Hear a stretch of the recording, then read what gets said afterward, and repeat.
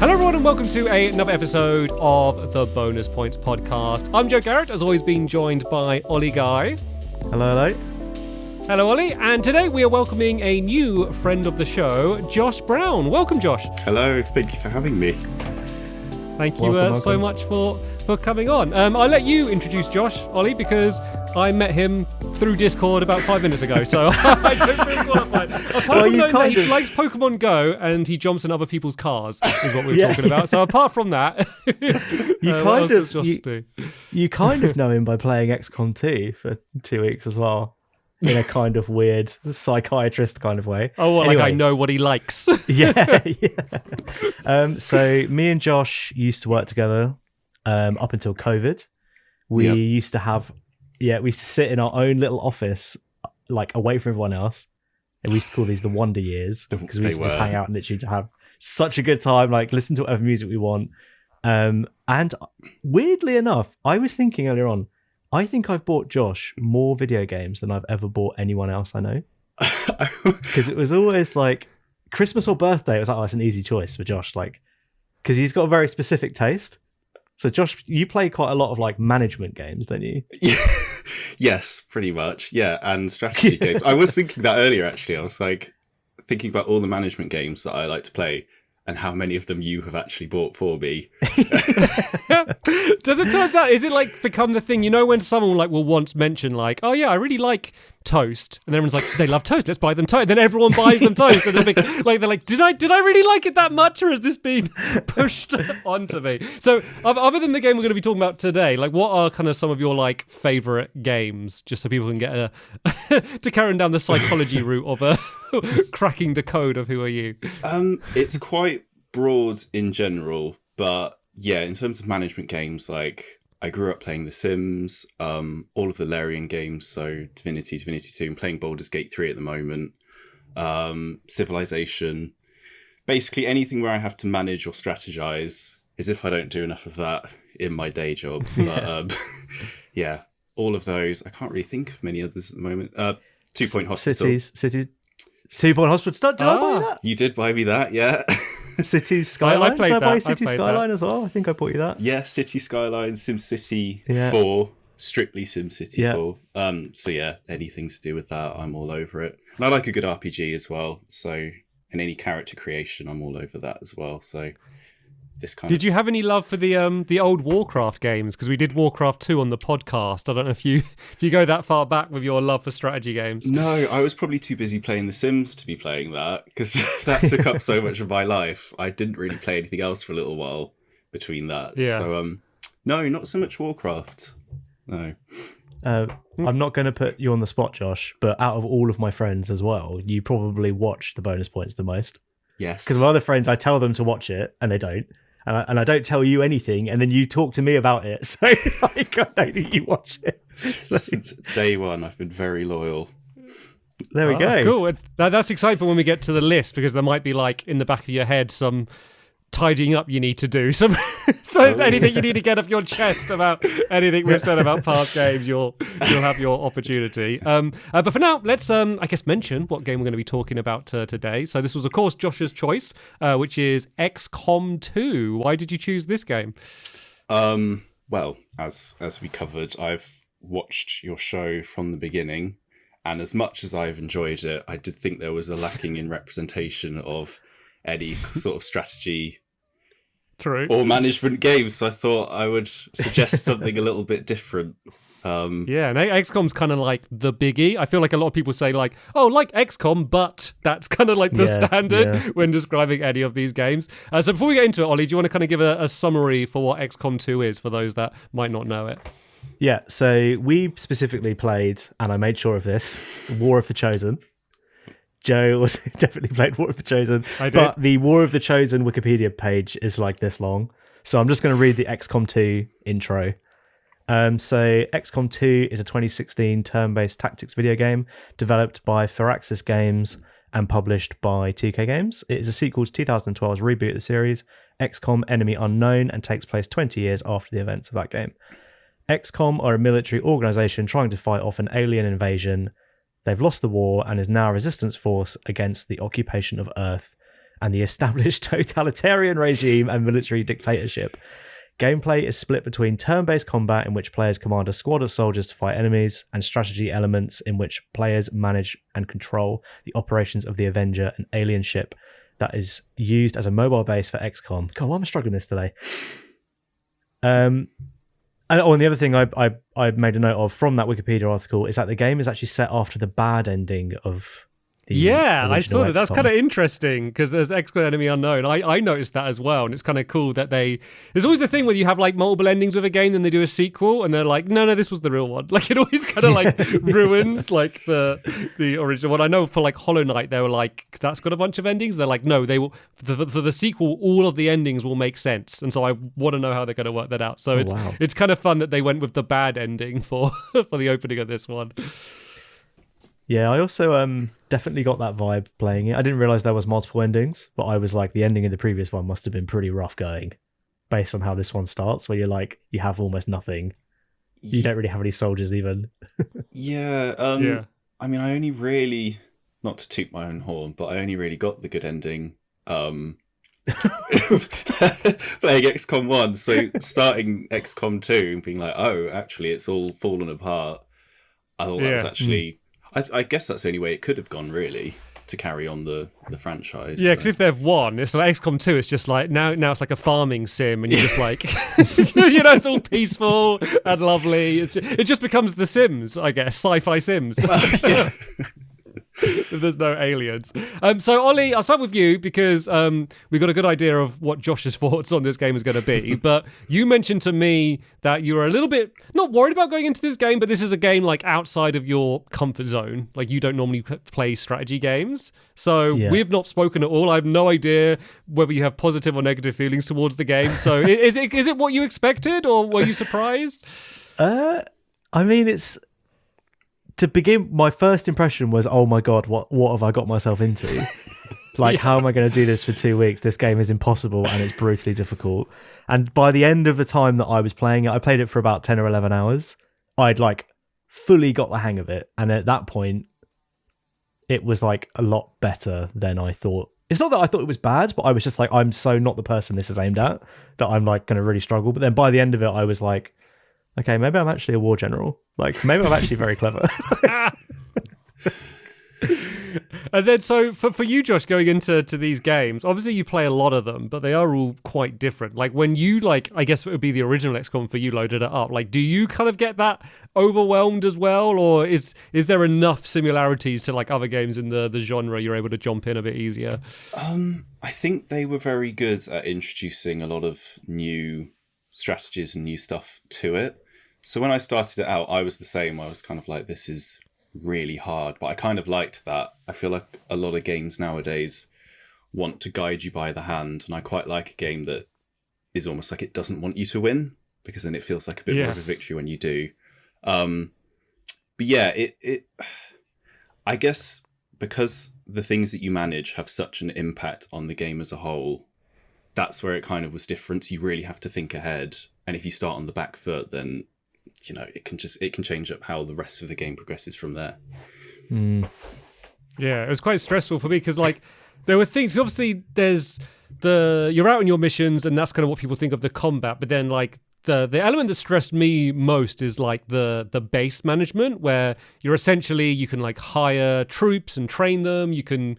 You get your, make new equipment, you can research things, and then you got almost like a fallout shelter, grid, if that's a good way to put it, an ant's nest maybe, you could imagine it as, where you're kind of building out things. And it could be you build an infirmary, which means if someone's hurt, then they can get healed quicker, but then there's loads of different options for what you can do. But early on, you don't really know what's important. And then for ages, I realized that, I keep getting unlock points or points to level up. And I was like, I've not done any of that, and I was like, oh, I haven't built the room that allows me to level up my troops. So I don't know if I was doing secretly hard mode for the whole time. Ollie, did you ever do that, or were you in the same boat as me? No, I was definitely in the same boat. I really like that. Well, I've written it down as a living menu because that's kind of what it is. It's a whole infrastructure of your base. It's just a menu really, but you can kind of see in. But what I found is that I was oh, I can clear out this room because you can you basically have to clear out like trash rooms of the ship. So I did that, and then I built something, and as soon as I built something, I got an objective that was like, you should build this thing. And I was like, oh no, I've already built the other thing. So I had to wait for like, the 6 days for it to build, and everything was kind of piling up. But I did manage to get on top of it. But I did respect the fact that it was kind of willing to let me go the wrong way and like do the wrong thing. But I'll be honest, like the combat, I completely got the hang of it. And I was like getting flawless ranks and stuff like that on my levels. Outside of the combat, I was like, surely everything is good, so I'll just keep building stuff. But I don't know what I was making, or like I'd made a piece of armor, and it took me like 5 missions to find it because it wasn't armor, it was an item. Yeah, so instead of a grenade slot, isn't it? Like, I the exact same thing, like the nano vest or whatever. Yeah, maybe we should quickly also, for people that are on audio only, describe the game, the actual gameplay, because it is a strategy game, but it's a little bit different. Yeah, Josh, you'll probably do that better than us. If you imagine people, imagine someone's never seen it. How would you describe actually playing the game? I guess really it's a game of two halves. So the combat, I guess, is nothing. Certain aspects of it are, but generally the combat aspect of it, I guess, is nothing new. I guess it's kind of what you would expect from a lot of strategy games. From the base management side of things, I'm trying to think if there's a game similar to it that I could compare it to. It's one part that I haven't really thought about. It's how to describe it. It's probably like Fallout Shelter's probably not far off. Yeah, even visually, it kind of has that look. It's like those online games that you see advertised where it's like a zombie shelter and you dig deeper. That's the only way I can really describe it. Like one of those adverts that don't actually show the actual game. And you get a little soldier and he's got like a pole with like lava above him. And he's like, get into the gold. 99% of people can't solve this puzzle. Like one of those.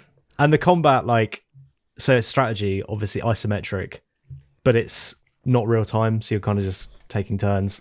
But the things you're asking of your soldiers are not, this very standard. It's like, go over there, go into cover, shoot that guy, throw a grenade, stuff like that. You get 2 things per turn most of the time, is what I found. Yeah, like 2 actions you can take. So, that could be, move and then shoot. But it seems like whenever you attack, that kind of ends your turn outright. So that's kind of, and unless obviously there's so many systems and ways that you could like upgrade your like weapons and teach things to kind of change it. But yeah, you're kind of commanding a team of, usually between kind of like 3 to I think 6 might be the max number of troops. And so you're generally kind of move them all into position, set them to attack. A common thing is there's an ability called Overwatch where you basically tell them to like look out, and then if any enemy moves, then they'll kind of shoot them. And then it will normally be like the aliens will do their turn, and they'll almost be like, you can kind of tell they're playing by their like the same rules that you are, but it's like AI controlled. And then there's a big thing about the game is kind of being in cover and flanking the enemies and then positioning. But then of course you're upgrading all of your like equipment from the stuff that you're doing in the base, and then when you're going into each mission, it will show you like what enemies you're going to face, and then you can kind of like they're very connected, the 2 things. It's not like, oh, you're doing the combat side and then the management side and they're not touching. They're completely intertwined, because it would be like, I'm going to do this mission because I'm going to get supplies which I can then use to upgrade my base, and then the things I can upgrade my base, I can now make some better guns that I can bring into the combat. So even though there's 2 sides, it's not like they're kept at arm's length. And that's kind of what I didn't really realize. When I was starting playing this, I was only thinking about the combat. I kind of wasn't really thinking about the management side. And then when I was playing it, I was like, oh, I spend as much time doing that as I do doing the combat. Is there a side of it that you prefer, Josh? I think generally the combat side of it, because I guess the game kind of assumes that you've played XCOM2 without War of the Chosen, and I guess it also kind of assumes that you've played XCOM1. So once you get into a flow of things, the base management kind of becomes a bit standard once you kind of figure it out. But I think with the combat, it can be so different every time. I think that's probably where I prefer it, because it's the one that's kind of forcing me to make decisions, and sometimes really hard decisions as well. Like, I think if you make a mistake and you build the wrong room, that side of things is a little bit more forgiving. Whereas if you take one step wrong, it can cause the whole combat side to fall apart. And I like that. I get a kick out of that. So I think I'd prefer that. Yeah, because that's one of the other core things with this game is the permadeath. Like you have your troops and you train them up and you can name them and you can customize them and, you can make them your mates or make them the cast of Friends or whatever. Like do whatever you want to them, but do something to make them like personable. But then if they die in a mission, they're dead in a mission, and you're sad because, that's someone I've invested a lot of like money into and time leveling up. But also you kind of get attached like, oh man, that's my guy who can run really fast and has like the powerful shotgun. Like I used him all the time. Like it sucks that he's gone.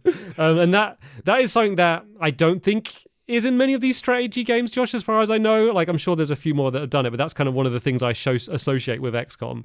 Yeah, I think it's the only one that I can think of. And I get really into character creation. So like, in my head, I've got a whole backstory and everything. Like, there have been moments I've lost people and I've had to have, like, a moment to just get over the disappointment of their death. So what's your process for creating a character? Are you just creating, like, your own people, or are you doing it based on people you know? Like how are you deciding how to customize them?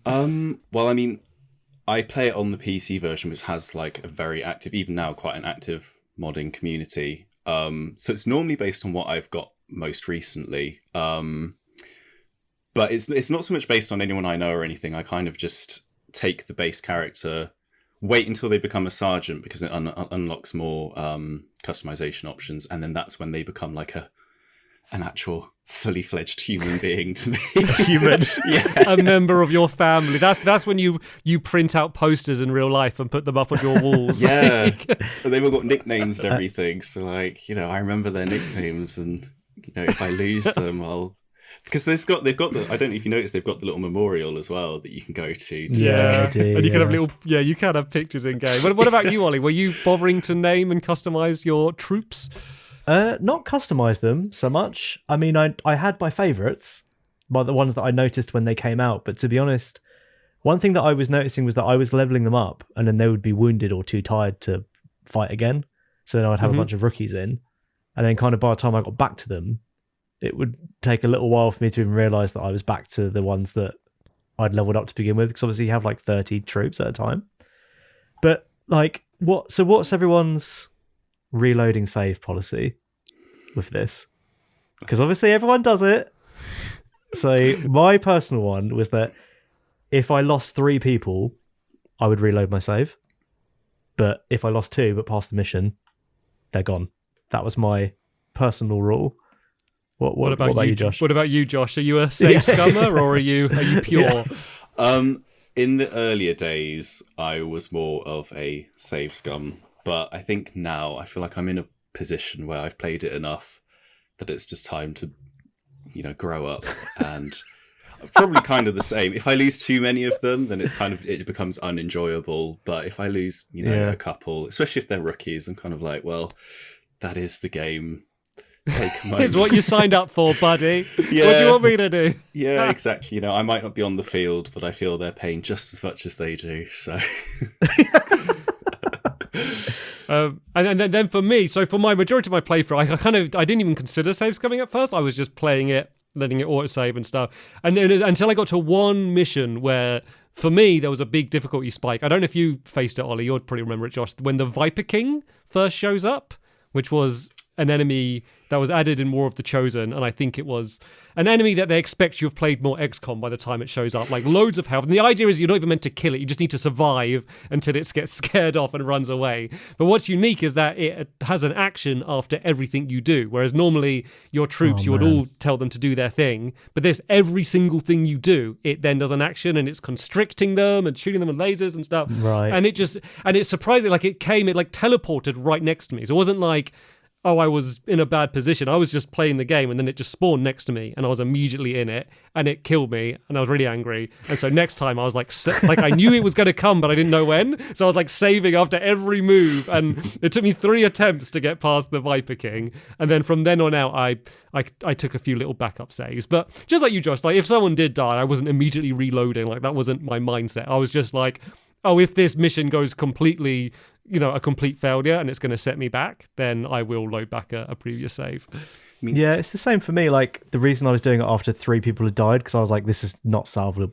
I can't salvage this. All I'm going to do is watch my last person die, which could take 5 minutes real time of people running around missing shots. So I was like, I'm just going to reload. Like, I can't sit there and watch this. But it was the assassin for me that absolutely knocked me on my butt the first time they turned up.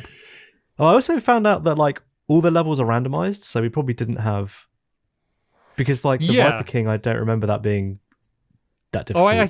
I think it's the Viper King just shows up several times. Like, just in other missions, he'll just show up, and then, like, he'll generally show up a few times until you're able to kill him because he's got so much health. Like, it's like my mission was to do something else, which was by itself very difficult, and then he showed up, and then it was game over. I think maybe for me it was the same, but it was the assassin, because the assassin would appear in my other levels.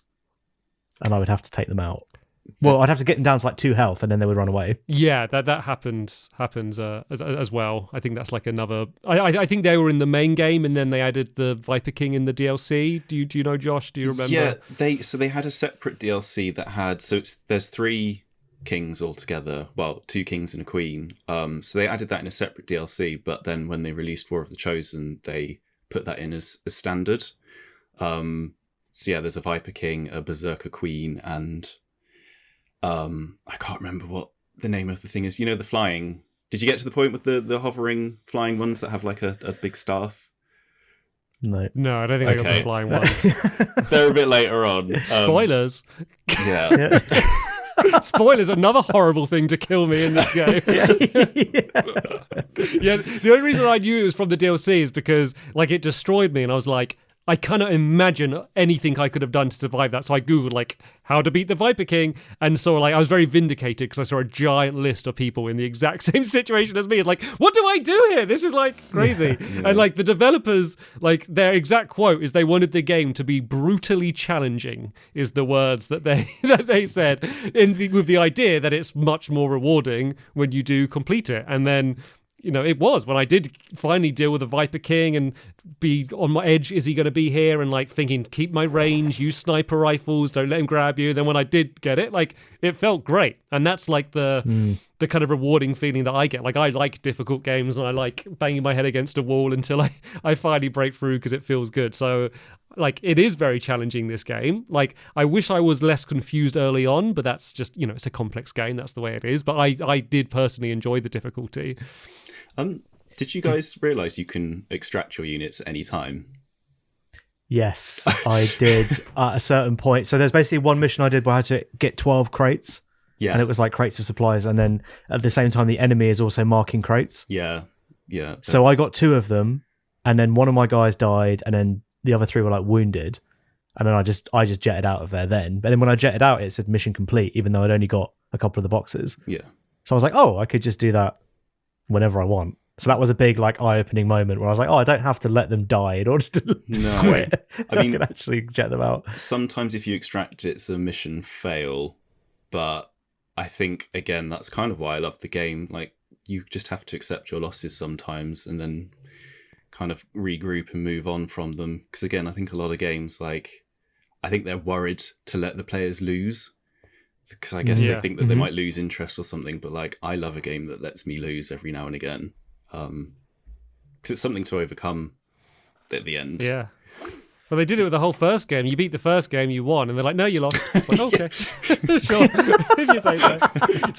Something that I didn't realise though, we were talking about like things you might not have realised, is until embarrassingly late in my playthrough, is I didn't realise you could switch which character you're like ordering. I thought that was always in a set order. I didn't know that you could pick. Like I worked it out eventually. I think because when you like the way like the control's a bit weird. Like say to attack, you press like right trigger to like be in like attack mode, and then you press the bumpers to switch through which one you're attacking. You're not like clicking them, or at least that's how it is on console. And then I just have one point, I think I thought I was attacking, I pressed left bumper, and I was like, oh wait, I'm controlling another character. And then like I think I did fine. Like I don't think it really changed the way I played that much because you do all of their moves before the next one. I'm sure it would have changed things slightly, but to be fair, the game crashed during the tutorial for me. But like when I think I was right near the end, and I didn't want to play through the whole thing again. So I may have missed something because the game crashed.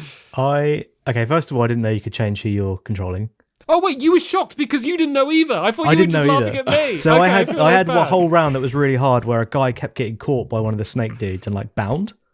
But he was my first guy, so I'd free him at the end of the previous turn, and then he would get bound again straight away. Then I'd skip his turn again. But anyway, the other thing is, I'm not here to be negative. This game is incredibly buggy on console. It is so... I think this is the buggiest game we've done. Oh. Like the console... So I looked this up because I was a bit curious, and I read online that the XCOM2 launch was disastrous in terms of bugs, and they managed to stabilize it, and War of the Chosen was worse. Like, the bugs that I was getting in... So I was getting a bug probably every turn. Oh, no. So in the final game, so the final match I did yesterday, I was like, I'm going to write down all the bugs that I come across in this match, which was probably about 10 turns. I had people stepping through scenery, sound not working, turns not progressing, objectives not popping, incorrect animations. So like people would fire a grenade and the grenade would like fire out the back of them. Like it was just like so buggy. And quite often I'd get one where there would be no sound and no objective. So I wouldn't know what to do. Oh, like the only sound would be gunfire. I wouldn't be able to do anything else. So I spent a lot of time like basically going into missions, losing 3 guys, reloading it, and then it would pick up again. But it was just like very, very buggy. And apparently the Xbox Series X version, which we're playing on, is like pretty well updated, but it's actually the Switch version that's the best because it's the newest. Oh, okay. But I didn't realize that and obviously the PC version's also really good. Yeah, sorry, Josh, go on. Yeah, talk about the PC version. So I played on Xbox as well. I was just going to say that I had, like, it sounds like not quite as bad as you, but I had basically everything you said I had as well, and a few that you didn't mention. But, like, yeah, it didn't bother me too much. What's it like on PC now, then? It was flawless on PC. I was going to ask how you found it on console, because I do find those sorts of games do lend themselves to being controlled with a mouse and keyboard. But yeah, the PC version is wonderful. So that's really sad that the console version is so buggy. I didn't realise. Yeah, the controls are fine though. Like it controls fine. Okay. I mean, not knowing that you could change is definitely on us, not on the game. So, but then again, like the fact that, like, I wonder if they don't specify that, because sure, like the fact that both of us didn't know that. Like that is surprising. The other thing I will say against the controls, they're good, but it's definitely a me problem, is that quite a lot of the buttons are like they like instantly do something. Right. So like, for example, I'll go into a menu and then try and back out, and then I'd end up overwatching because it's Y. Right. So I'd be like playing the Switch or something, or I'm going back, or the PlayStation, go back, and it's like, oh no, I've just like gone into Overwatch mode, or like skipping so I'd be like, oh, I want to skip this player's turn. Before I realised you could like defend as one of your movements, I'd be like, oh, I want to skip their turn. So I press the button and it would skip all of my characters. And I did find that in the game there was quite a few times where I didn't know what was going to happen. Not like, am I going to miss a shot? But like, I have no idea what's going to happen. And I didn't feel like I was getting enough information to make the right choice and make the right move. Like, especially when it came to getting spotted and being like, when I get seen, are the enemy going to take their turn then? Or are they going to take their turn after I'm done? Oh, I see. And things like that, where I was like, I don't know when, exactly how it's going to play out. And I kind of feel like I couldn't make the strategic decisions because I just didn't know what was going to happen quite a few of the times.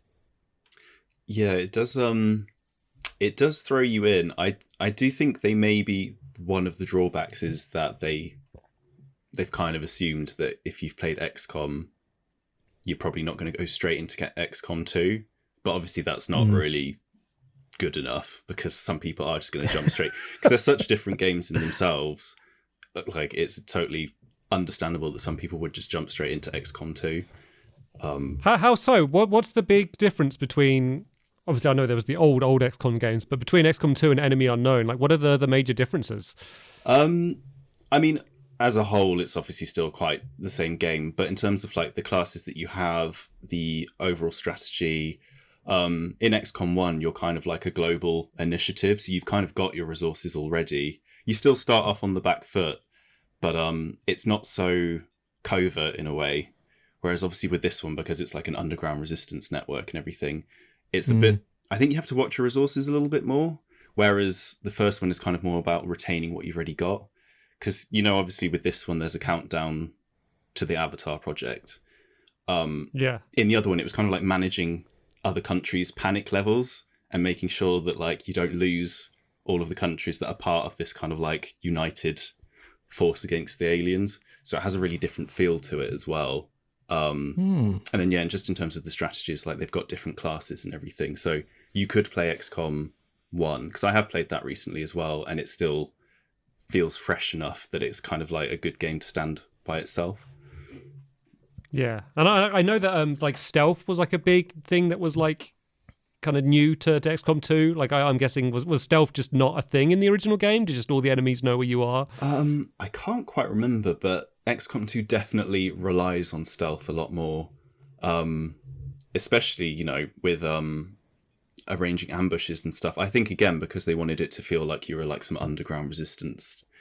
Well, you are an underground resistance network, obviously, kind of like guerrilla tactics, and catching them off guard was probably a much bigger part of this one than it was the first one.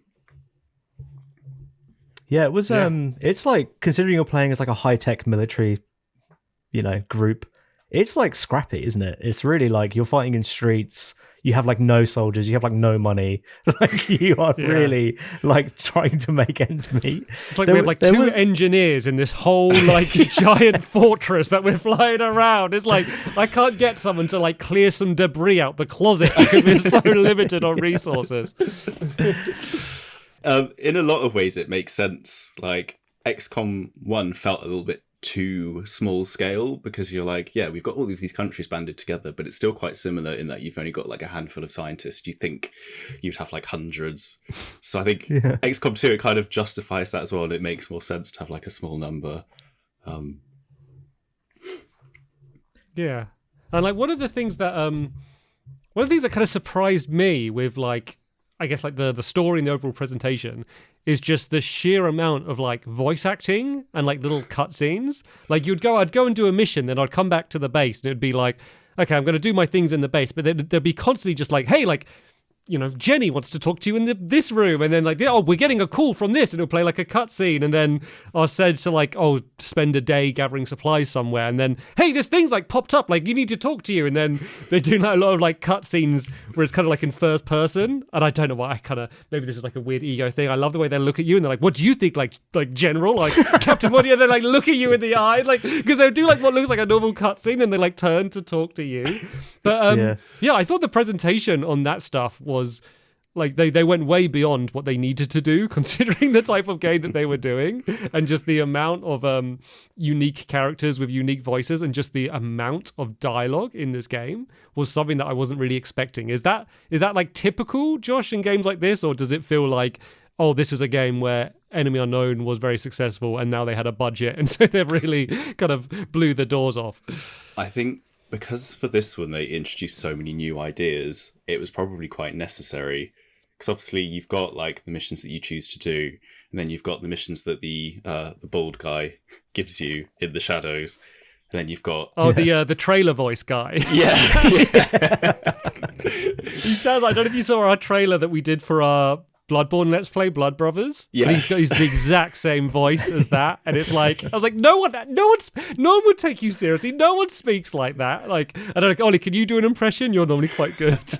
He's just like, Commander, like calls you. It's like they're looking for you. It's like, whoa, okay. Yeah. Like, and he's just like completely in shadow. Yeah, he sounds exactly like that. Yeah, but like as you were saying about stuff like that, the game is like the first thing I've written down is like the production value is insane. I don't know why I wasn't expecting it to be really good, but I think it's because last time I played a game like this, it was like pixelated.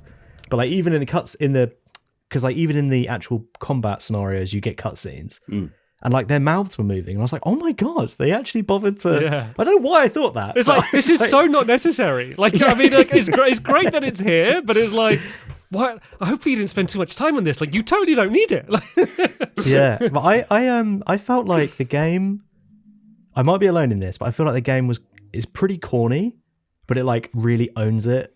Yeah. It's almost like it's like slightly less corny than Mars Attacks. It's like that level of like the aliens literally look like these little green men, and then the people in the did a black site mission, where it's got the humans in the tubes, and it literally looks like something out of like Disneyland. Like it doesn't look scary at all. And just the designs of the characters, like they almost remind me of like a kid's cartoon. Like when it's like they fly down in their ship and like their ship looks the same as like their helmets. I'm like that feels like a Power Rangers thing. Like it's like it's. What do you think of like the art style? Like are you here just like for like the gameplay? I love the strategy game, or are you into like the world of XCOM, Josh? Oh, I'm there for the world of it as well. Like I think, like you said, it knows what it's doing because it's got so many like film references as well that are inserted in there, and they're all films like Starship Troopers, Aliens. Like I feel like it's in on the joke and it knows it. And also, when your people die, it's so overly dramatic.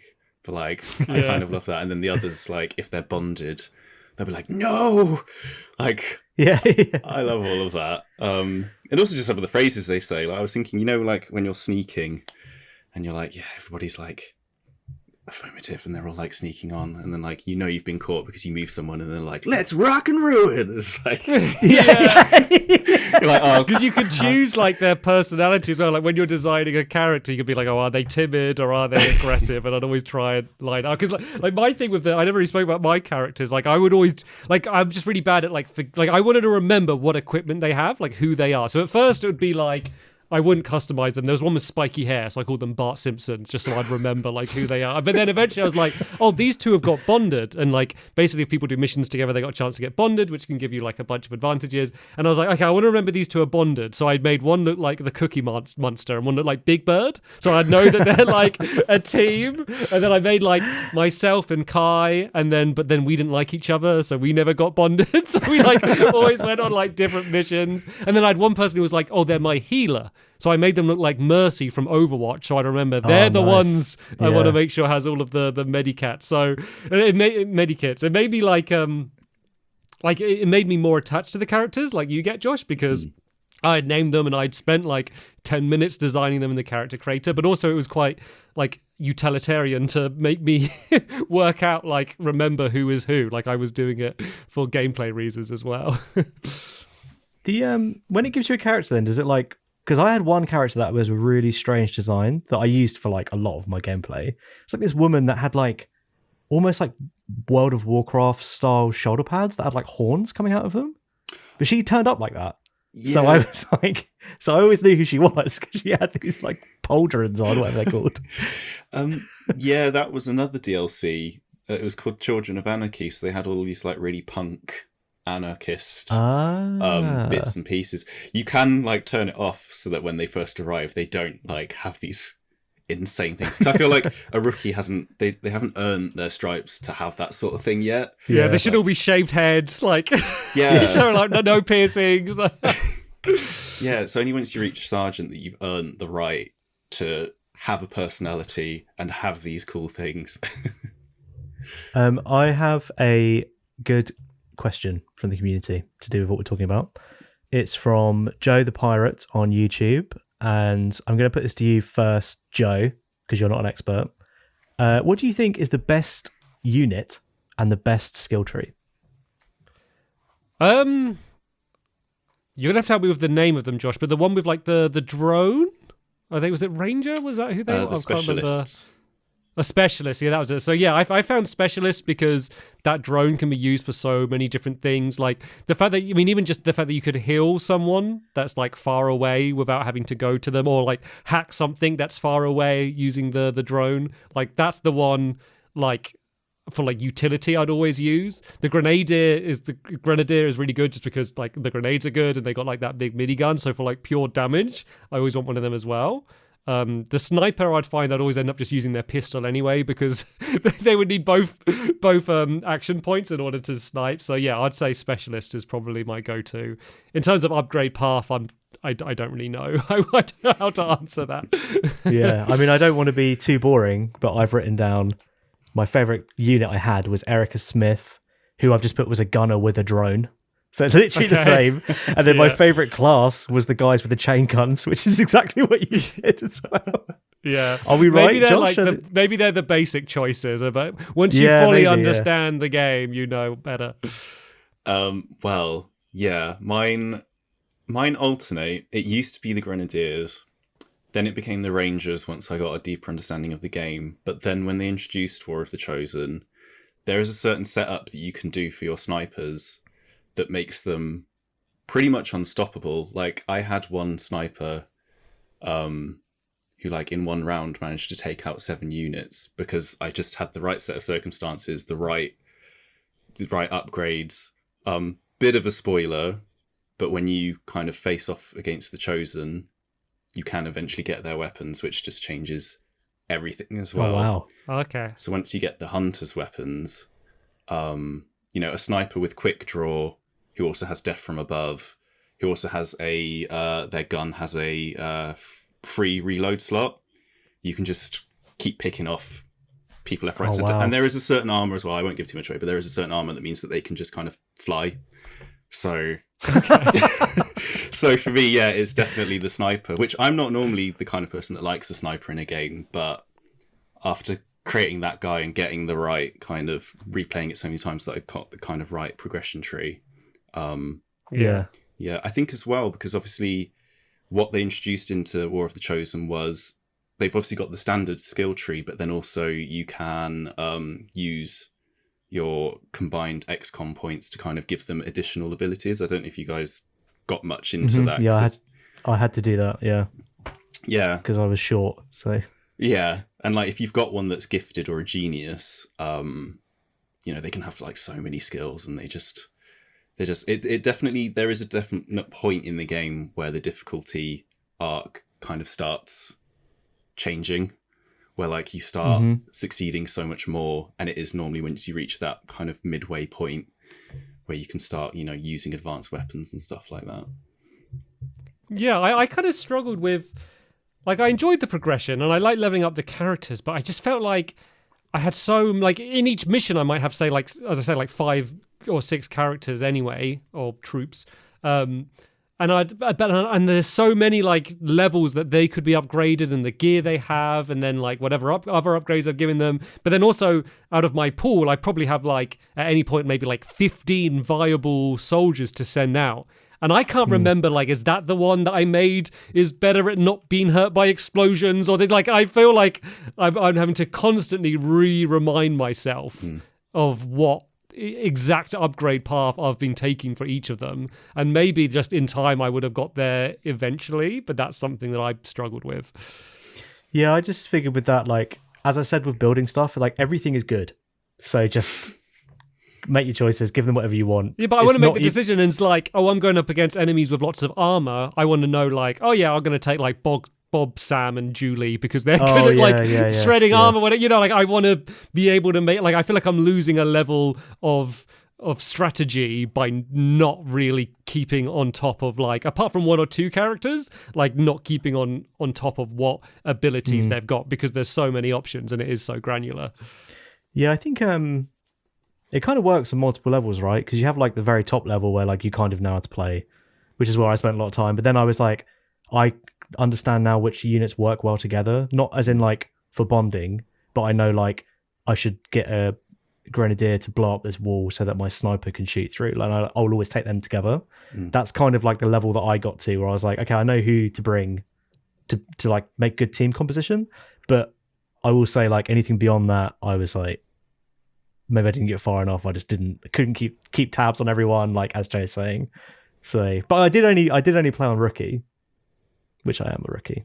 So yeah, it kind of tells you to be fair. It's like, if you've not played one of these before, pick that. It's not like, that's almost the default mode, but it's like, no. Yeah. If you know what you're doing, we can skip that and go straight to the serious stuff. But it did actually remind me, you're talking about like the kind of blowing up the holes in the walls. I didn't realize how destructive the environments were, and I really enjoyed that. Like, I love the fact it'd be like an enemy's on like a second floor, and you'd blow it up and they'd fall down and then maybe get set on fire. And I like the environmental stuff, like cars and stuff that can blow up. And I enjoyed using the environment, and the fact that almost any wall can be shot through and destroyed. And like, especially if you're having a big fight in the same area and it's gradually like all your cover's disappearing, so you gotta move. That was something that I really enjoyed.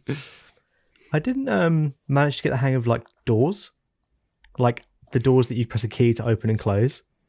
I don't know if it was just buggy or what, but like quite often I would have people take a shot and they would like step through the door, like phase through it and shoot, or I would have the door. So there was one bit where there was 3 guys outside a room and we were on the inside, and I was like, on their next turn they're going to run in and just like rinse us. So I closed the door and then put all of my guys on Overwatch, because I was like, well, when they open the door, all of us would just start firing at them.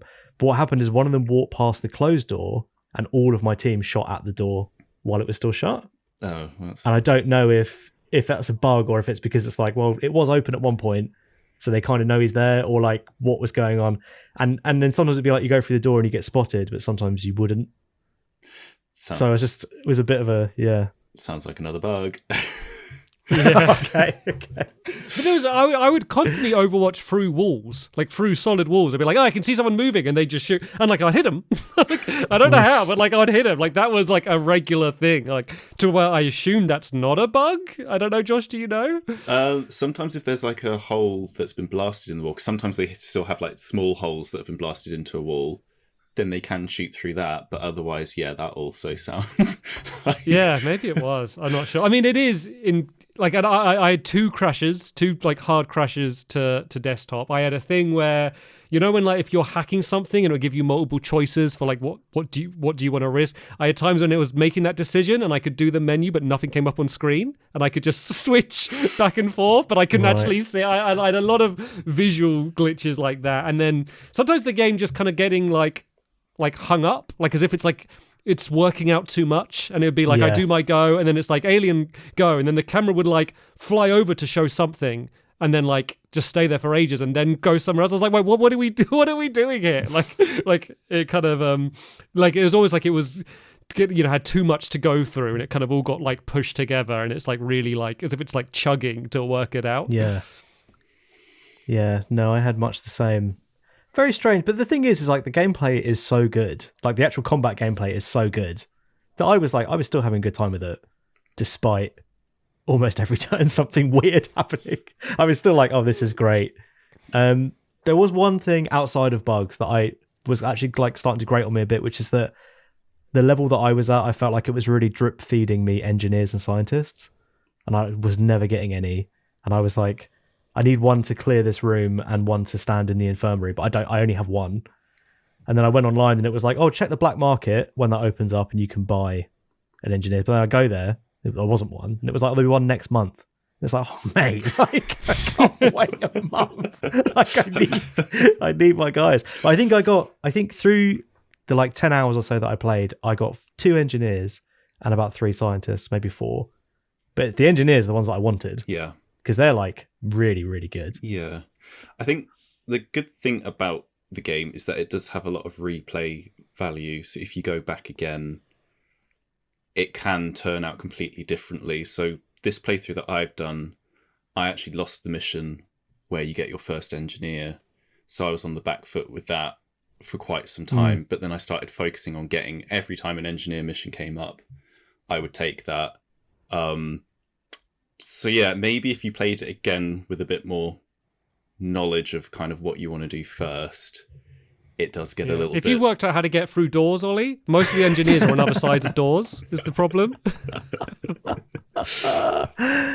Yeah, do you know what? I reckon if I did play it, you know, having the knowledge now, I would definitely do better the second time round.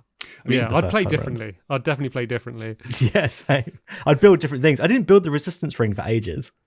Yeah, you can get away without doing that. I normally build the guerrilla tactics and the infirmary first, because I'm kind of like, if you don't have the people, then you're just going to fail anyway. So look after those first, and then anything after that, it's kind of just like when it's needed. Like if you need more power, it's like, well, now I'll start building a power relay and all that sort of thing. One thing in terms of the replay value, I'm guessing you won't have picked up on this, but just as you think you've got comfortable and you know what you're doing, it's like the Chosen, they have a different set of strengths and weaknesses every playthrough. So every time I've played in the past, the assassin has been vulnerable to explosives, and that's been a real part of my strategy, because, you know, obviously she kind of hits and then disappears, and you're kind of like, I know roughly where she is, so I'll just blow up that area and hope for the best. in this playthrough, she started off immune to explosive damage. So I was like, right. So I've got to actively chase her, like waste time going out of cover, trying to find her, and I have to shoot her and I have to hit. So it's actually been really tricky, this playthrough, and I've obviously played it so many times. It tends to throw a lot of things like that out there to kind of mix it up for you. My one is unaffected by Overwatch. So the ability where you can see movement and like, oh my god, that's tough because as you say, she'll go in, she'll do a bunch of damage and then she'll teleport out. And I'm like, if I had everyone on Overwatch, that would be a bunch of damage she would take, but she does nothing. So she was a little bit challenging. Speaking of Overwatch, I actually watched a video before I started playing that was like 10 things you should know going into XCOM2. I don't remember all of them, but the ones that I remembered that were really helpful was like lead every battle with explosives. Yeah. So like always use your explosives first because it will just destroy everything and potentially kill all the enemies. Build the infirmary as soon as possible because your guys are obviously... I never built one. I still don't have one. Oh my god! They can walk it off. They're walking off. Come on, Big Bird, get up. We got to go. Come on, Cookie Monster's already in the ship. There was always try and use full height cover. Yeah. Basically, the tip was like, don't get shot. Like, don't even be like, I can take one hit. Just don't take any hits as much as you can. But the weird tip that was on there that I sort of kind of understand but sort of don't was don't use Overwatch. And it was like, there's no point leaving it to chance if you can make the decision yourself. So like, don't just be like, they might run in. It's better to like hunker down and then make decisions as you know them rather than be like. But what if you can't see the enemy yet? Because my thing was like, where I struggled early on is I'd be too impatient. I'd be like, I've got 5 people that I need a command to get over there. And I'd basically run them right to their limit. And then suddenly like, one of them would like run too far and it'd be like 5 enemies and they do a bunch of damage before I'm even like, thinking about positioning for enemies. So my strategy became creep forward, only like moving like with 1 action point's worth of movement and Overwatch, and then like move the line forward, do like trench warfare, and like Overwatch. And then once I started doing that, I stopped being ambushed because if I did suddenly run into 3 enemies, they'd be at least taking Overwatch damage from, all of my people. So that was using Overwatch much more liberally was the thing that helped me out. But obviously there's different levels of strategy, and maybe once you reach a higher level, then, something else becomes better. Yeah, like I would use it as when I was doing an ambush. So I'd have 4 people and I'd put 3 of them in Overwatch, and the last turn I would shoot to like try and alert them, and in that way like draw them in. So I know they're coming in then. But yeah, I don't know. I found Overwatch mixed results. Like, especially the snipers, because sometimes they'd use their pistols, like, because they're concealed or whatever.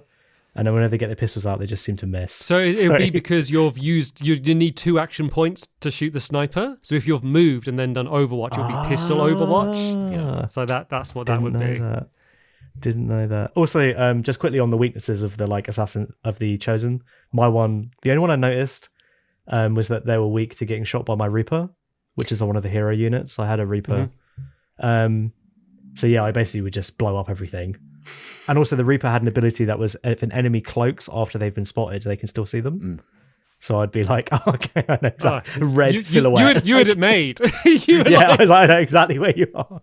But anyway, I wanted to say, like, the hero units were so cool. Like, I had this guy called Mox that's like this ranger guy, and he had like this fur armor, and I was like, this guy's like, he's so sick. And like real unique dialogue for like every action that he does for like just this individual character. Yeah. And he had like a cutscene where he got captured. I don't know if you guys. Yeah. I don't know how random it is, and if you guys have that. Those bits are they're set pieces, but right, because then it prepares you for if any of your other units get captured, you have to do a retrieval mission. So that's kind of like a forced tutorial. But that never happened. I wish one of my that'd be a cool like emergent story. One of my Big Bird. I don't know why I saw his Big Bird. It's just funny for Big Bird. But yeah, they get captured and the Cookie Monster has to go and rescue them. That'd be a cool. So you didn't have. So when the Chosen turned up for the first time, did they not kidnap one of your guys? I don't think so. Unless I. The cutscene is like they're running up they're running up like an ambulance or a truck or something, and then they jump into the helicopter. And before they do, they grab the Mox, it was in my case, and then the other faction member tried to save him, and then they were like, "We're actually friends because you tried to save me, even though we're rivals." Yeah, I mean, I guess it must have. Ooh. Yeah, maybe I wasn't paying attention properly. I don't know. It always starts with those two, and he always gets captured. But me. Yeah, I remember them like meeting, and they don't like each other, do they? And they're really like, "Oh, I don't want to work with you. I don't want to work with you." But then they do work together. Yeah, I remember that moment. I think they were on a bridge or something. Yeah. Yeah, I do remember that. Can I talk about my one? It's just like one problem with the game, but it's like quite a big thing, and I'd like to know both your takes. I'll start with you, Josh. What do you like the percentage system for like hit percentage? So say it would be like there's an enemy right in front of you, and it'd be like you have an 80% chance to hit them, and it's and you'll see that up front. You'll know the percentage, but then it will hit or not. Like, do you like that as a system? Like, is that common for like games like this? I do like it as a system, just because it will quite heavily inform. Well, I guess because I knew to kind of change which player I wanted to control when I wanted to control. It's a big part of the strategy in that case. You didn't have to go down there, Josh. But okay, fair enough. Sorry, I chose violence. But yes, I really like it for that, because if I was going to get my grenadier to hit someone because they were close by, but actually my sniper has a better chance, and my grenadier can move on and hit someone else or blow something up, then I really appreciate being able to see. Because also I think if I was just shooting at random, I think I'd probably get more frustrated, because at least if they miss, I kind of can accept that I knew it was coming. Like if they've got a 30% chance. But that's the thing, is you could have like, I got a 70% chance to hit, but then, I miss because, the dice didn't roll in my favor. Like what I'm saying is what I think I would prefer, and I got some examples of other games that are kind of more similar to this, is I want it to be like, if it's in line of sight, and this character is good enough, and maybe there'll be like damage drop off by distance or whatever, but like I know, like because then I feel like I have more control in the situation then. Like I will know I will hit them if I'm in this situation, whereas I feel like I've done a great move, but I was unlucky then, and then that's what's messed me up. And like I am in two minds, and one way I feel like that can make fun scenarios where because I missed and I was expecting to hit, now I've got to adapt and change, and maybe the character will die. Like that is fun. But also it can be incredibly frustrating when you do have a high hit percentage and then you just happen to miss. And I feel like, well, okay, now things are going bad and it wasn't my fault. Like there wasn't a way I could have got out of that because I did the right thing, but I got unlucky. Yeah, it kind of feels like 85 and above is like guaranteed, and then anything below that is just all the same. So like I'd find quite often I'd be right face to face with someone, and I'd be like, I may as well run back before I shoot them because it's the same. Like I could miss, so I may as well put a bit of distance between us in case it doesn't kill them. But I did find that when I missed, I would miss loads of times in a row. It wouldn't just be one. It would never be one. It would always be like 5 misses in a row, and I'd be like, what is wrong with these people? Like, have they got one eye shot or something? Like, why can they not hit anything? I mean, rookies are really frustrating. It does get more enjoyable as you get them kind of more elite, because then the hits are way more guaranteed. I guess again it's kind of part of that difficulty, that kind of learning curve. Like it does start off so brutal and so frustrating, but then once you get to a certain point where they're like generally they're going to hit like 70% and above, that's when you start kind of like getting a bit too sure of yourself.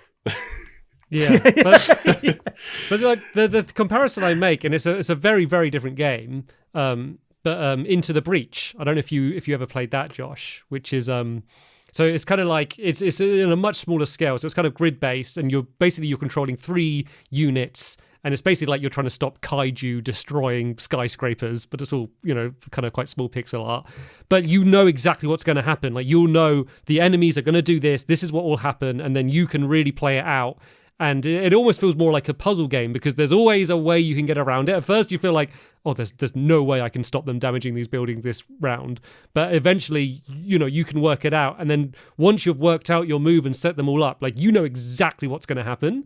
And then I feel like that feels more satisfying because I felt like that was in my control. But whereas if I was in that game and I said, push this alien away, but it was a 70% chance and it didn't, I'd be like, oh no, because I worked out the move, but like it's like I'm playing chess, but every now and then you might accidentally knock over one of your chess pieces and now you've got to adapt. It's like, no, because I want like the strategy. And then the other game, which is, if you haven't played it, I'm going to really recommend because it is more similar, is have you played, either of you, a game called Frozen Synapse? No. Oh, so it's amazing. Hang on. Is this the one that's like, it's like, looks like it's in like VR or something? Yes, it is. I have played that, I have played it. But I played it when it was in a Humble Bundle in like 2014 or something. It's an older one. There is two of them. I only played the original, but I played it a lot. So there is a single player, but I mainly do multiplayer. And so it's like this, you're commanding like a bunch of troops, and one might have a rocket launcher and a soldier, but you're mainly against another player. But the thing that makes it unique is it's like I say, like if you say to shoot, you will 100% hit. But when you're doing your go, you can also move the other team's troops to basically simulate what would happen. So I'd be like, I'm playing against you, Josh. I'm like, I know what Josh is going to do. He always loves to rush the shotgun around the side. So I'll move your one there, and then I'll move my one to shoot it, and I can almost play out a simulation to be like, if this is what happens, I'll know exactly like who will win the firefight. Right. And then you basically send off your move, and then they send their move, and then you watch how it actually plays out. And obviously that's mainly for multiplayer, but I think something like that in this game would be cool, where you could remove some of that ambiguity and I could be like, right, that Viper King, I think they're going to go down here. If they do, let me see, what would happen. Maybe not in that simulation way. Maybe it could just be like, it will show up on screen whether it hits. But that's, I'm not saying that would be better, but I think that is a way that I would prefer the gameplay. Like, does that sound fair enough, Josh? I guess I quite like the unknown, because then just as I think I know what I'm going to do, I have to then change my decision because somebody's messed up, some rookie's messed up, which I feel like, I guess in that scenario they probably would.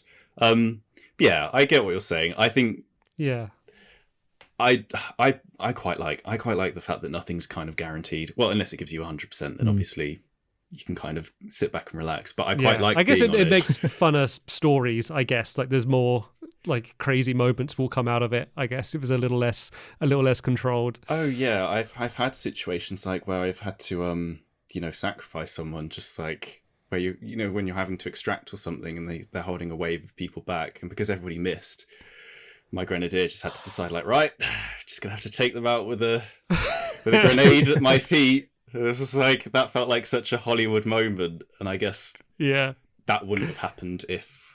I mean, that makes me sound really really dark. Like, I loved the fact that he had to blow himself up to save everyone else, but like, no, I get it. And those moments are right? There's so much more special because it's something that happened through gameplay. It's not the story. The story isn't that Big Bird sacrifices themselves. It's like, no, that was a decision that you had to make and played out because of that scenario, and that does always feel a little bit more personal. Yeah. I'm going to put you both on the spot here, but I'm going to go first. Douglas in our Discord asked us, can you tell us about your most clutch save or most devastating miss? I'm going to go first to give you guys some time to think about it. I'm quickly going to send you a picture of something that happened to me in my final game because I was like, could not believe what I was witnessing. So I managed to get, it was an extraction mission. It was the black site, and I got all of my team through to the extraction and everything. We all came out the other end, and then basically once you get out, they start just throwing down flares and piling in like the reinforcements. I want to show you how close my final character got to the extraction at their time of death. I've sent it as a picture. So where they're standing is where they died. My final character with the thing they needed to get out, that's where they died. And I was literally like, that is brutal. So for audio only listeners, there's a 3x3 square on the floor that if you stand in, as long as you've got an action point, you're safe. My poor character Marty died. Berg. They died standing one square outside of it. My final character with the thing I needed to pass the objective, and I was just like, that's it. I'm done. That was yesterday. I just turned it off. Oh, you so I never never played passed again? the black slate. I didn't pass the black slate mission because I was like, I've passed it. Like, I can't. I don't know what more to do. So yeah, that was my most devastating miss. The best thing I did was probably, actually, I think it was that same mission. They introduced a massive alien, like a kind of a. He was like a normal gunner, but he was kind of like the equivalent of the alien mech, but like an actual alien. Mm-hmm. And he was walking along the side of a train, and I used my Reaper to throw a claymore down, and he like stepped on it, and then on her next turn, I shot the claymore, took him out, and like 2 of his cronies that were with him, and I was like, I can't believe it actually worked, because it killed, like, completely wiped them out. I think it does 8 damage. So that was my like, oh my god, I'm actually a genius, and I predicted what they were going to do. Joe, have you got a devastating miss? I mean, I don't have one as good as that one, but it kind of just reminded me of my final play session, which was over the last weekend, where it was one of those missions that you mentioned where you're trying to like mark the crates before them to try and get like more supplies, and it was like, and it was marked as a difficult mission, and so I knew I was maybe biting off more than than I could handle, and it was ridiculous. The one where I think is it called the Lost, Josh, like the kind of zombie type creatures. So these are basically like a swarm of zombies that normally you can get through quite quick. So if you headshot them and kill them, then you get a free move. And it was a wave of these that came in, but then I shot the first one. I realized, oh no, these all have way more health than the normal ones, and I can't kill them in one hit. And I was banking on like one person with a shotgun clearing them all out. Then I was fighting them, and then the other enemies came in, and I was also getting greedy for going for crates.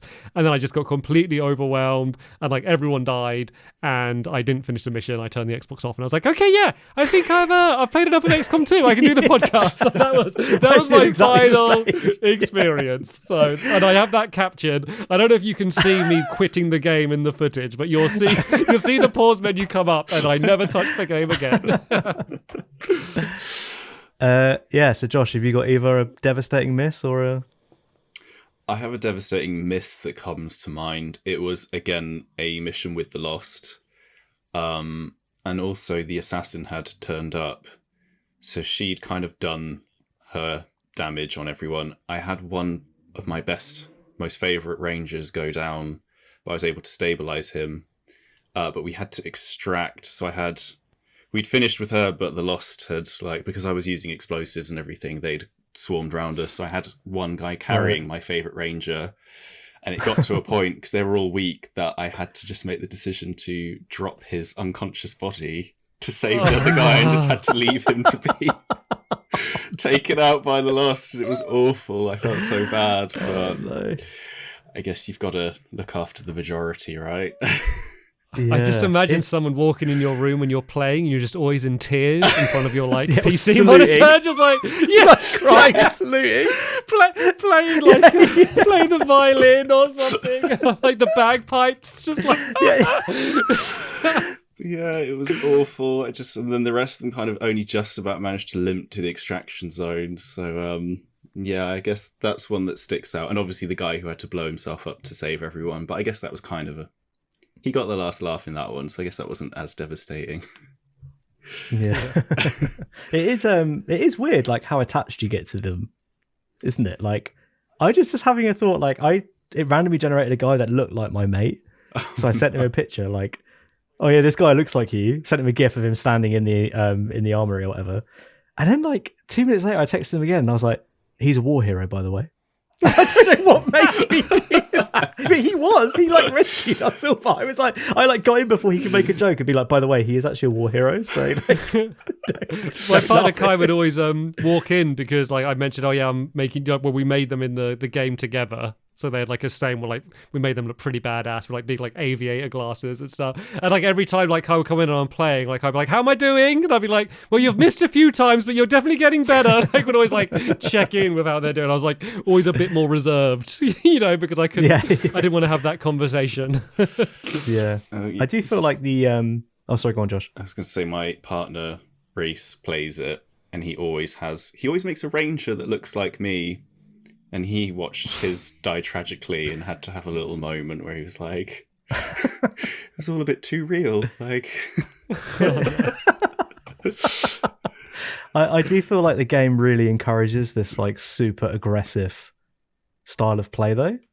Like, just to go back to the gameplay quickly, like there are so many timers going at all times that are like, if you don't do something the next 3 turns, then you're going to get absolutely devastated. And then even outside of that, in the strategy area, like when you're in the Avenger, it's like you've got 2 weeks to sort this thing out otherwise. And like I actually really I mean, I know in the options you can actually double the length of all the timers, but I like really respect the fact that they were just going for it and crushing people. But like I did get one of the like what are they called again? Like the chosen, like it was like some sort of strategy fate thing. It was like red squares at the top of the screen. I had one of them go off and it was like the XCOM suffer great losses, but I didn't actually notice anything happen. Yeah, sometimes the wording of them is a bit more dramatic than it is. It might just be that they slash, how many recruits you can get or how much money you get for a month or something like that. Right. Okay. So, yeah. Like some of them aren't really that noticeable. Some of them you run out of bagels in the cafeteria in the base. It's like, morale is done. I'm crying, saluting. Yeah.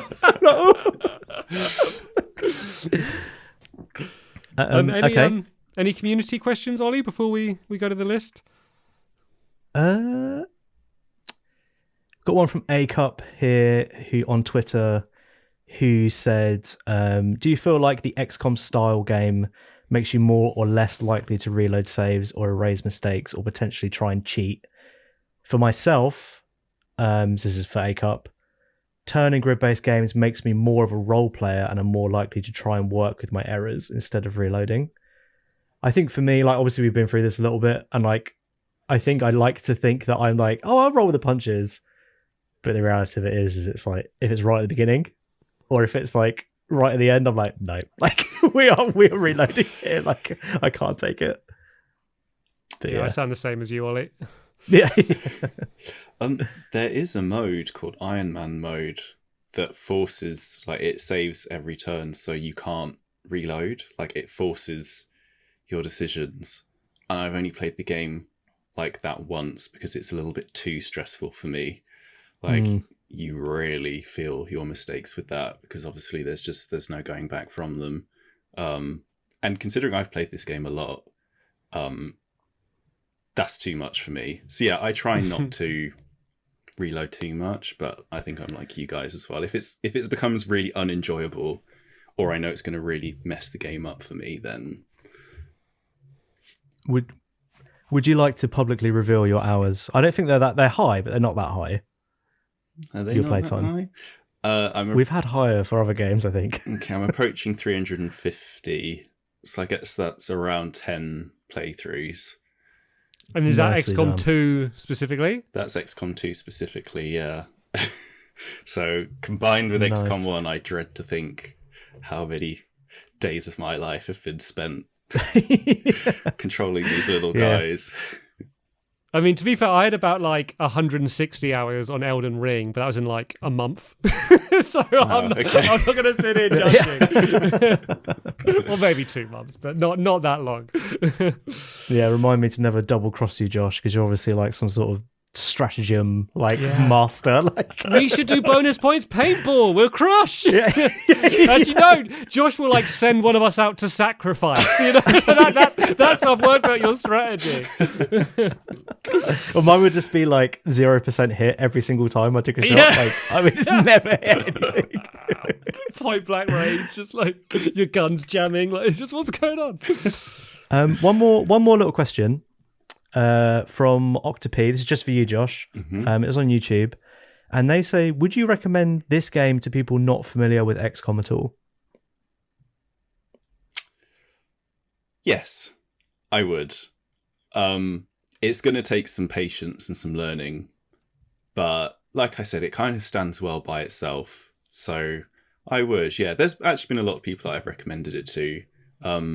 Specifically if they are into strategy games, because I think there are a lot of crossovers that you kind of just get familiar with if you play a lot of these.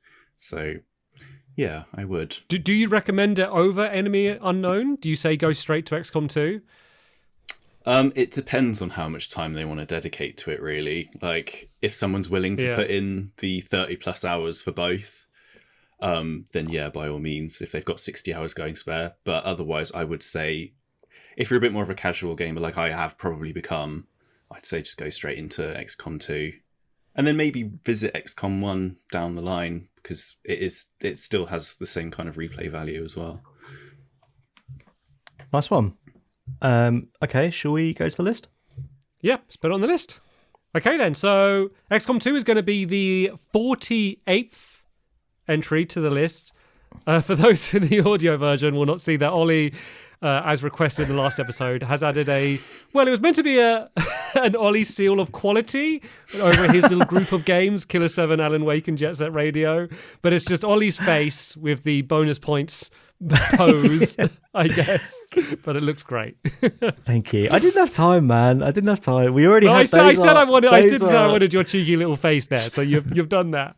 They are emojis from our Discord server that we already had, so I just smashed them together. Put them on there. It's looking good. It's looking good. So, yeah, as soon as you have listened to the podcast before, I kind of joked about it earlier, but are there any points that you wanted to bring up? Any issues with the list that have been bugging you before we get to XCOM? I think you're probably sick of hearing people say that Skyrim has no business being down there, but Yeah. I won't waste any more time reiterating that. No, I think otherwise pretty fair. I'm glad you guys enjoyed Phoenix Wright, 'cause that has I have a soft spot for that, but I think everything you said about it in terms of the scenery being quite dead, I can understand that. And then in terms of the top games, yeah, I mean, Tears of the Kingdom, even though I haven't finished it, I think it deserves to be at number 1. I mean, I love The Last of Us Part 2. I feel like 5 might be a bit low, but who am I? Who am I to comment? Yeah, I mean, that says something about the quality of a game, that out of 48 games, you're saying Last of Us is low at number 5. Like, that really just shows how great of a game it is. Yeah, but I mean, I think... I was just going to say I recommended Disco Elysium to you, Josh, but you didn't get on with it. I didn't. Did you? I think it felt like a game where I couldn't make a difference to the world. Like, either way, it's such a dark, grim world. Like, I like a game where I feel like I can make positive change, and I just feel like Disco Elysium, I wasn't in the right headspace to play it. I'm sure I will, because I've heard so many people say how great it is, but yeah, it just kind of sinks me into a state of hopelessness. I give you a different mindset. A different mindset for it is like there's so much potential for positive change. It should be in Paris. Like, wow, there's not a world that has more potential for you to make positive change because it's so well, I guess so. Like, the only way is up for the world. Yeah, exactly.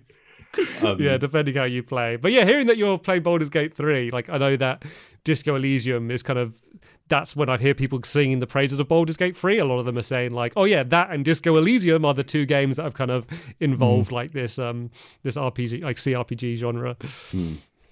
Yeah, I think the trouble with Baldur's Gate is it's so long, because I was going to suggest that, or Divinity, one of those, but that is such an investment of time. Like I feel like you could still only be at the first part of it after doing 20 hours. So yeah, fair. Yeah, I do have interest to play it. But yeah, not this year. I don't think we've publicly said yet, Joe, that we have changed our process a little bit, and we're not rushing to finish games anymore if it's not needed. So, like, for example, for this XCOM 2, we were like, if we rush it, we're just going to have a miserable time. Yeah. So it's better to fill your experience within those 2 weeks and then talk about that, rather than being like, like Earthbound, for example, like I was rushing so much that I was like rewinding every single move that didn't work out the right way. Like, so I was trying to finish this RPG in 2 weeks, and it was just, a bit of a turning point. I feel like Hollow Knight was another one where you were saying like, oh, I was so stressed trying to kill these like Watcher Knights because you wanted to see the credits roll. But then like you probably enjoyed the game less because, you're not wandering and exploring, which is kind of where a lot of the fun is. Yeah. But if it is something that's like story based, like a good example would be What Remains of Edith Finch. Like, obviously we'll finish that. It's not that long. Yeah. And it's knowing the whole story is pretty important. So yeah. But yeah. Anyway, XCOM 2. XCOM. So Josh, where would you put it? if it was up to you. I'm not going to sit here and pretend that it deserves to be among the likes of Zelda and The Last of Us. I feel like I would be at peace with at least in the top 20. I mean, obviously you guys had a lot more bugs than I did, so that's going to impact your enjoyment of it. Yeah, that seems like an Xbox. I wonder if it's not had the same support as PC, maybe on console. Because I do know it launched very buggy on PC. I watched some reviews of it, and like that came out at launch, and all of them were talking about the frame rate and just how buggy it was. So I know it definitely didn't launch good on PC, but maybe that's where their main player base is and they got it sorted. Yeah, it definitely seems that way. I guess all I would ask is that you take into consideration that it is the only game of its type on this list, and is therefore a trailblazer. You can tell when you're talking to someone that listens to the podcast. You know how to play the game. You're even with this, you're playing the strategy game of trying to get it as high as possible. He's in our heads, sir. I know. Yeah, like all right then. And of its genre, it's introduced a lot of new ideas to the strategy genre, and I will leave it at that. Okay, all noted.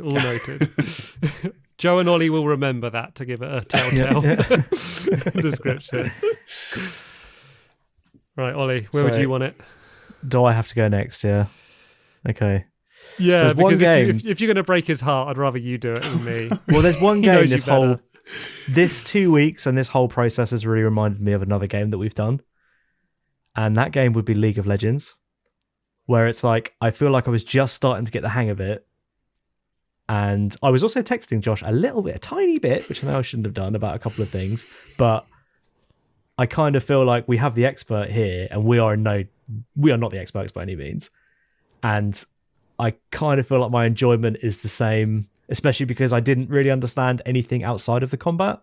So I loved the combat, but that's only 50% of the game, and the other 50% was like, I don't really know if I'm making a difference or what I'm doing here. So for me, I would say probably around 21 to 25 sort of area. So between Ooblets and Resident Evil. Okay. I would probably have it a little bit lower. And it's not even me, like, and I don't even have a reason for like to critique the game. It's not because of the bugs. It's not because of anything to do with the game. I think it's just this style of game. Like, I just not that big of a fan of. Like, I think it just comes down to that. And this is not a list of game quality. It's a list of how much we personally like it. Those other games I mentioned, like Into the Breach and Frozen Synapse, which are kind of turn-based strategy games, like both of them, like I loved those games. I really jived with those ones. I tried like the Mario versus Rabbids game, and in the same way as this, like I just couldn't get on with that kind of style. I just don't find it like hugely satisfying, and I think that I never really got into like the progression too much with what I was talking about earlier. Like I think I was maybe just a bit overwhelmed, and I read like this is all on me. Like this is not a problem with the game. This is just the experience I had playing the game in these last 2 weeks. And there were times when it all worked out, and I had just like got my just upgraded like all my guns and got something really strong and did some attachments and went out and had a really good mission and felt like I played it really well and it worked. But then for all of the times like that, there were other times when I was kind of just clicking through the stuff in the base, just kind of wanting to get back out to the combat and having so many things flashing up at me and me understanding about like probably 60% of what was coming up on screen, at least early on. So for me, I think I'd probably put it, maybe this will make you a bit happy. I'd probably put it one under Phoenix Wright, but one above Warcraft 2, which would put it at 31.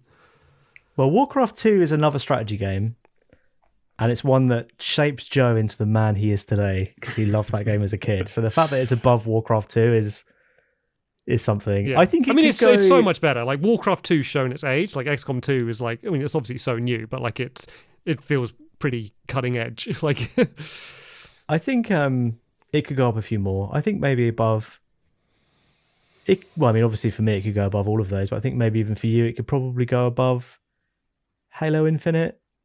Skyrim. Maybe. Yeah, I could give it above Skyrim. I could give it above Skyrim. That's kind of in between our two where we said then. Yeah.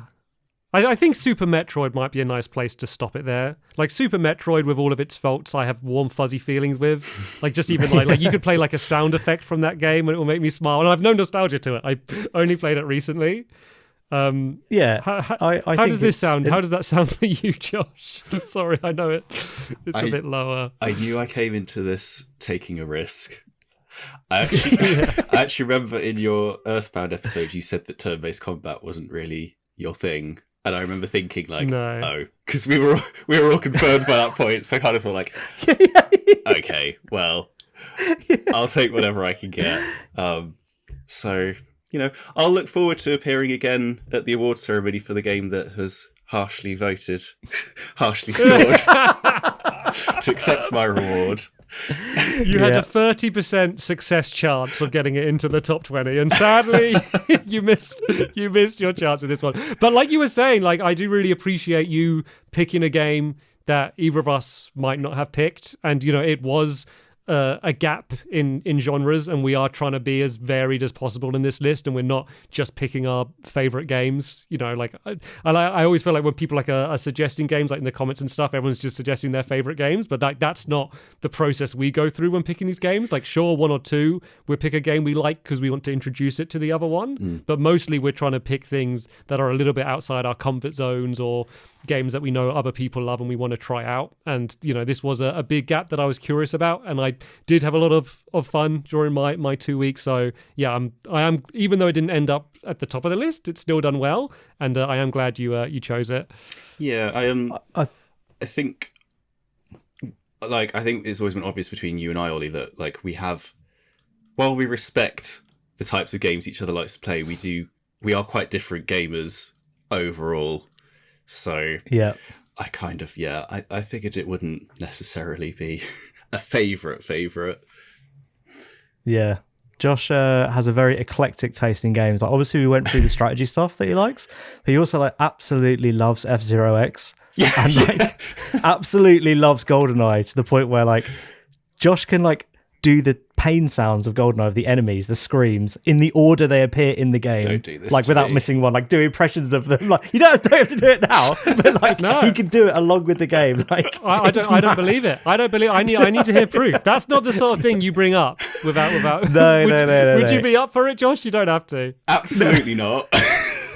Okay, that's fine. Fair enough. No, it's completely put. The point I'm making is that he has a very eclectic taste, and I feel like XCOM. Sorry, I'm absolutely reading you, Josh, but you're the sort of person that plays a game for hundreds of hours, one game, and I feel like XCOM is perfectly suited for that. Yeah, the people that love it are going to play it for 300 hours, and they'll be like, "This is the best game ever made." So I completely get it.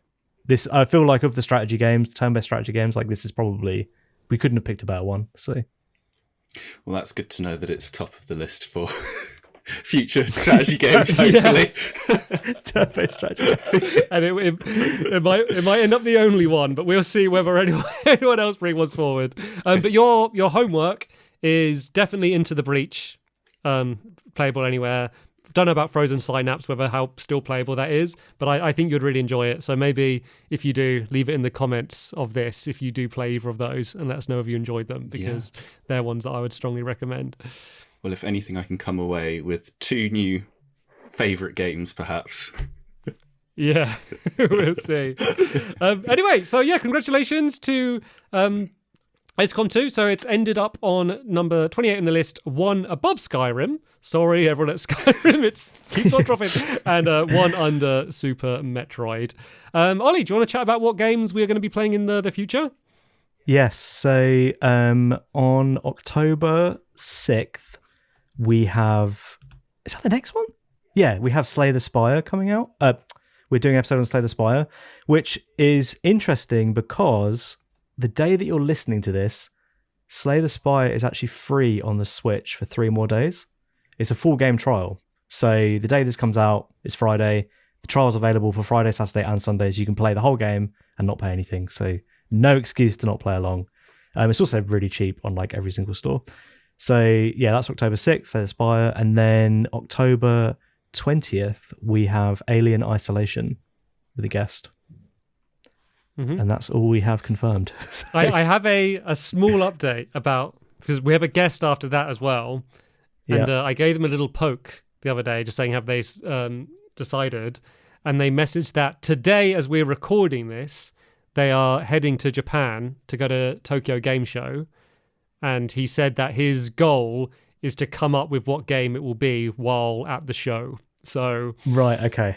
So that's also like, it gives you a little think about, who would be going to take a Tokyo Game Show? So I don't know. I mean, people aren't going to guess who it is. I doubt it. But they are working on deciding what game will be. And they said that they keep picking games, but they realize that they're games that have aged really badly and would be really awful. So they've changed their mind a few times. But that will be definitely announced by the next episode. So we'll let you all know what we'll be playing in the future. Josh, have you got anything you'd like to promote while you're here? Yes, actually. Yeah. My partner does a little podcast called No Garnish. So if you're into cocktails or irreverent facts about random topics, give them a listen. It is more for grown-ups, 18 plus, but yeah, it's really fun and it's really ridiculous. So I thought I'd do a little shout out to him because I don't have an awful lot going on online. We can leave that link down below as well. Like, I assume, is that just on like most podcasting apps then? It is, yes, and they're on Instagram as well. I think it's under No Garnish Pod. So give them a listen as well. It's very fun. Cool. Yeah, awesome. I've listened to that. It's a great show, and they've also given us a shout out before. They have. So yes, there you go. We're not paying them back the favour. Cool, very nice. Well, thank you so much for coming on, Josh, and introducing us all to XCOM. Sorry it turned into us trying to work out your psyche the whole episode. Games. It kind of turned into a therapy session here. But yeah, it was a really fun chat and a really interesting game, and I did enjoy my time playing it. So thanks for giving us so much of your time. Thank you for having me. Thank you, Josh. It's great.